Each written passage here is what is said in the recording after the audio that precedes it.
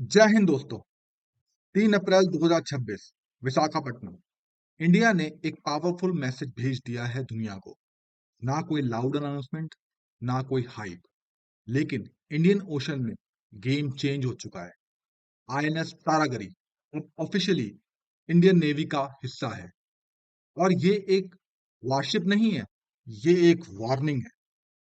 Visakhapatnam naval dockyard, sunrise का time, Indian navy का flag हवा में लहराता हुआ, और डेक पर खड़े हैं Rajnath Singh, top naval commander के साथ।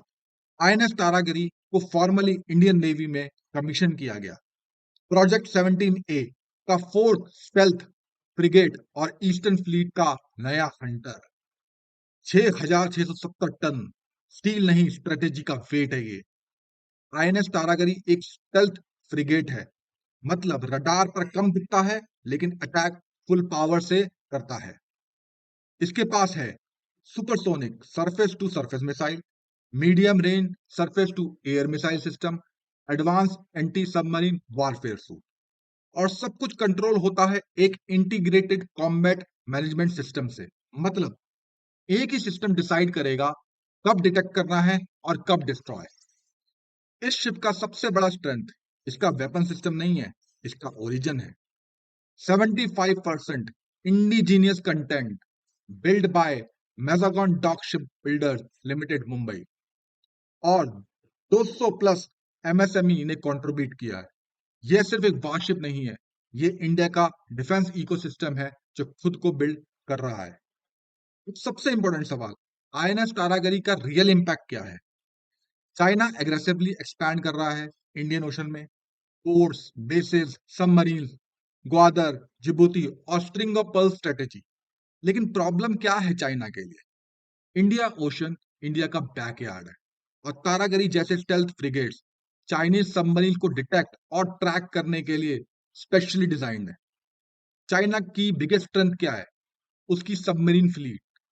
और तारागरी का biggest strength anti submarine warfare suit. इसका मतलब sonar system, helicopter based detection, torpedo capability. ये शिप पानी के नीचे छुपी थ्रेट्स को हंट कर सकती है। Pakistan navy already Chinese submarine और शिप पर डिपेंड करती है, और उनका फोकस है अरेबियन सी डोमिनेशन। लेकिन eastern fleet western fleet coordination के साथ इंडिया अब अरेबियन सी और बे ऑफ बंगाल दोनों को कंट्रोल कर सकता है। इंडिया कैसे इस स्ट्रेटेजी को यूज कर सकता है, जानते हैं। पहला, sea denial strategy, enemy ships को एंटर होने से रोकना। मिसाइल्स प्लस स्टेल्थ, इसका मतलब है सरप्राइज अटैक कैपेबिलिटी। दूसरा, submarine hunting grid, Indian ocean में एएसडब्ल्यू नेटवर्क क्रिएट करना। Taragiri acts like a mobile Hunter.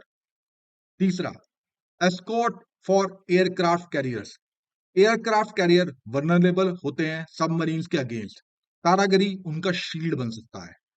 चौथा, multi theatre readiness, China east में, पाकिस्तान वेस्ट में, इंडिया दोनों फ्रंट्स पर साइमल्टेनियसली ऑपरेट कर सकता है। अब रियल एडवांटेज देखते हैं इसका।